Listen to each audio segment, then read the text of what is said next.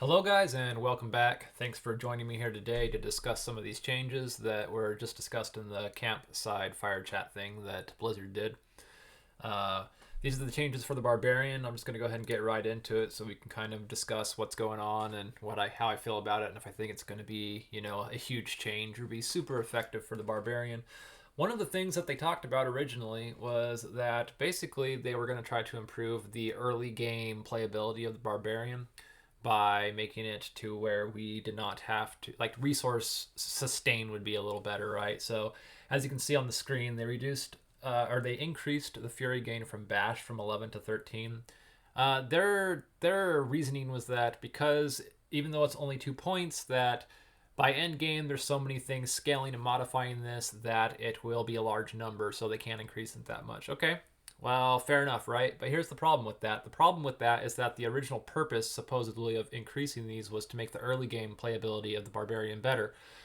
Well, we don't have a bunch of things increasing these numbers in the beginning of the game, right? Like we don't have a bunch of passives or gear or all these things that are going to be increasing these base numbers to these skills, these 2 points or whatever that we get additional resources. So how effective are these resources going to be?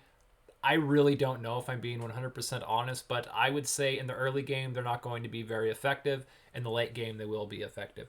We're getting 2 points Fury gained per cast of Bash. It looks like we're getting 3 points per cast of Flay. Frenzy, Enhanced Frenzy, looks like it's going to be increased from 2 to 3, so we're getting 1 point there. Lunging Strikes, that's the one, we pretty much all use that on the Barbarian as far as the meta right now. We are going from 10 to 12. Like I said, end game, that's going to be great. Leveling, I don't know how much of a difference it's really going to make if I'm being 100% honest. Double Swing looks like it's getting its damage increased from 40% to 50%. If it's multiplicative damage, which it's a base damage, so it should be something that can be multiplied. That is actually pretty big and should make a pretty significant difference at end game viability for builds. Rupture, Enhanced Rupture, is having its damage increased from 45 to 70%. That is a very large damage increase, and having a 35% damage increase on Rupture might make this skill viable, especially once we see what the changes are to some of the uniques that are coming up. Charge, Enhanced Charge, is having its damage increase from 30 to 60%. So again, we're having a 2x multiplication on Charge and almost a 2x on Enhanced Rupture.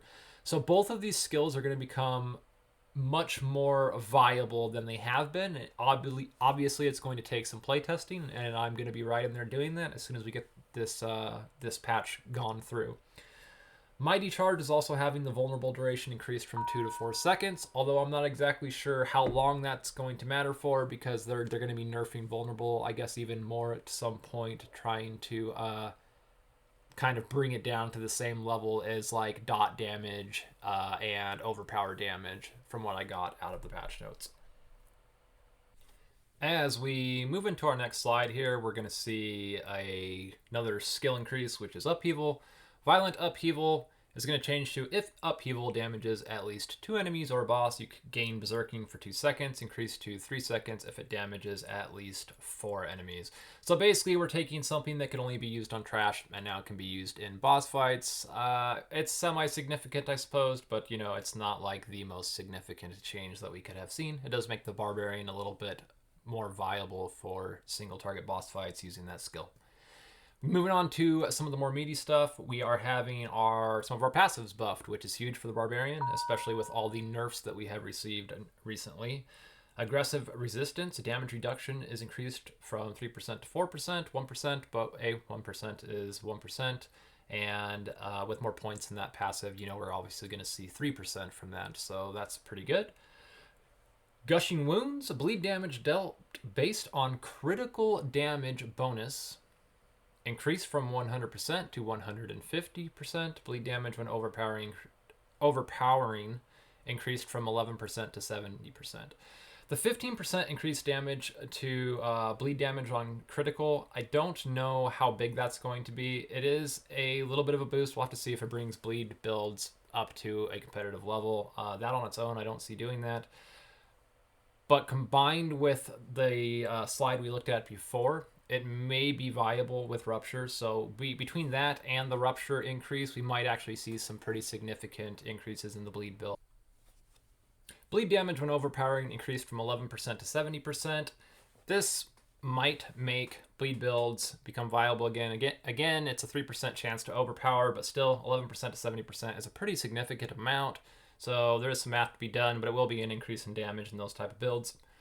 The unconstrained passive is having its damage increased by 10%, although that is additive damage and not multiplicative damage. So I don't think that adding 10% is going to make that more viable than using Unbridled Rage for most builds, seeing how as Unbridled Rage is still a multiplicative number.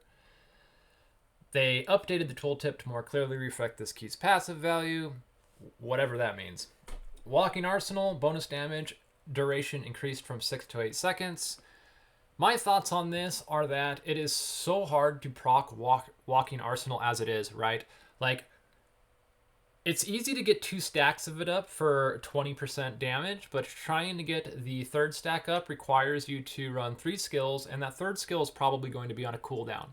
So if the third skill is on a cooldown, you're never going to have good uptime on this because you're constantly always going to be waiting on that cooldown. So mostly if you're using this, you're getting a 20% multiplicative damage off of it instead of getting the full 30%. Increasing the duration to 8 seconds will make this viable, in my opinion, for some builds. What we're going to do is we're going to look at the 8-second duration and we're going to look at the cooldown on some skills. I really feel like bleed builds are the target here because if you'll look at this, you'll realize that 8 seconds is the same amount of time that is possible to get Rupture down to. So if we focus on cooldown for Rupture, we can actually get Rupture pretty close to 8 seconds, if not below it. So I think bleed builds are really going to shine in this next patch that's coming up.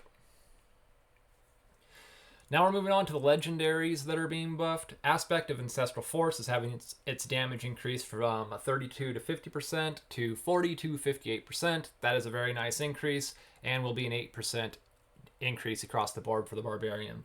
Death Wish Aspect, Thorns increased from 0.5 to 0.75 to 0.65 to 0.85. Thorns is kind of a niche build, but it can be fun to play, and any additive to that build is appreciated. Aspect of Unrelenting Fury, core skill cost to refund increased from 10 to 20 to 20 to 30%. This is actually pretty good because of the next part of this, which is additional functionality, cost refund, also granted when hitting bosses. I'm not sure how this is going to work, if it just reworks every time we hit the boss, or if there's a cooldown on it, or what, but this seems pretty powerful and may actually be able to go into a slot and be useful. Aspect of Ancestral Charge, damage increased from 50 to 100 to 75 to 125%. This is good. It will actually be a useful tool for clearing trash, although in boss fights, unless they are a very large hitbox, I still see this being pretty useless. Aspect of Burning Rage, damage increased from 0.22 to 0.28%, or to 0.3 to 0.38. Again, 10% increase. That's just going to be damage increase across the board for anyone who is using that aspect. Aspect of Cool Kathos, damage reduction while in earthquakes increased from 5 to 15% to 15 to 25%. This one's going to take some play testing. I've actually thought about this aspect and using it. It's just that the problem is that the damage reduction is so low compared to what we get from other aspects already that running this one doesn't make a whole lot of sense. Although damage bonus in earthquakes increased from 5 to 15 to 15 to 25%, with both of these things working in conjunction together, may be worth looking at. But again, even at 25%, we have other aspects that are just outperforming it. Here is the list of uniques that is being buffed. We have Fields of Crimson, Hellhammer, Romuladni's Magnum Opus, 100,000 Steps, and Battle Trance. Fields of Crimson is the bleed sword. I believe it's the two-handed sword that creates the blood pool when you use Rupture that deals damage to him. They're saying the damage increase is going to be from 0.18 to 0.34 to 0.22 to 0.38, so very small increase there. Damage that enemies take standing in pools increased from 15 to 20%. We do get a 5% increase there. Rupture cooldown reduction affix is going to be replaced with the bonus critical strike damage. This is actually pretty cool because we already do get 4 ranks of rupture on the weapon, which ranks in that skill reduce its cooldown to begin with. So reducing it by another percentage isn't really helping us out too much. Having critical strike damage there instead is going to be very, very big for bleed builds and might make this weapon viable for a rupture build. I've noticed a trend with these updates for the Barbarian, and a lot of these are focused towards bleed, and I think they're trying to bring bleed kind of in line with everything else. So I would say if there's one thing that's going to be worth giving a shot is a bleed focused build, because it really seems like they're trying hard to bring up the power level of all the bleed utility in the game.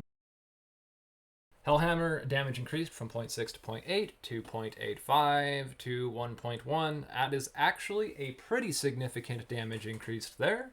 Burning duration increased from 3 to 4 seconds. Damage to crowd-controlled enemies affix replaced with bonus critical strike damage. We're seeing a theme here. They're taking one of the rolls on the weapon that was originally not very good, and they're replacing it with critical strike damage, which is going to be useful and valuable for the foreseeable future. Romuladni's Magnum Opus. This is kind of an exciting one because this is one of the main builds that I use, and physical damage affix replaced with vulnerable damage. It would have been nice to have something else on the sword replaced rather than the physical damage roll on the sword, but we'll take what we can get. I don't know. This is going to be better for bursty damage, but I don't know how good it's going to be for boss fights unless we have 100% uptime on vulnerable. So you are going to see higher damage numbers with this vulnerable damage roll on the sword, absolutely.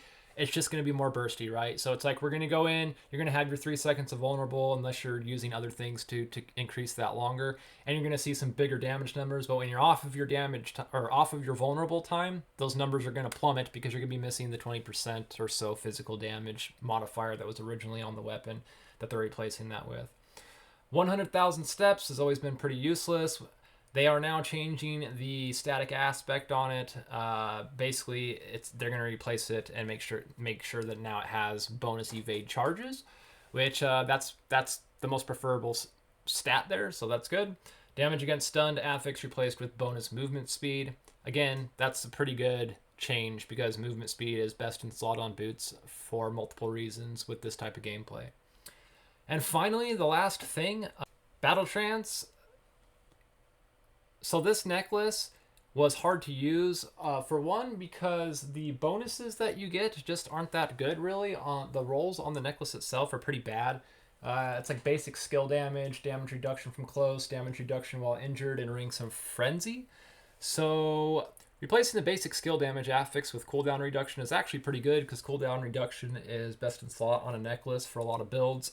Bonus attack speed to other skills increased from 10 to 20% to 35 to 45% is huge. That's an extra 25% attack speed bonus, and you can look at attack speed just like a damage bonus, right? It's basically 25% more damage because you're getting more attacks in, unless you're using Whirlwind, which doesn't scale off of that. But any skills that scale off of attack speed, like Hammer of the Ancients, all of a sudden become valuable, right? The prod condition with having to have stacks of Frenzy is the only thing that worries me, but it might be interesting to actually try this out in a build that builds Frenzy stacks for a Hammer of the Ancients build, and just, I mean, you can just, with another 45% attack speed on top of our other attack speed bonuses, we might be able to see some benefit using this necklace in some niche situations. And the patch should be releasing on August 8th. I believe it is update 1.11. Hopefully this is good for us Barbarians. I look forward to hopping in there and trying out these changes. Again, thanks for watching, everyone. Enjoy life. Till next time.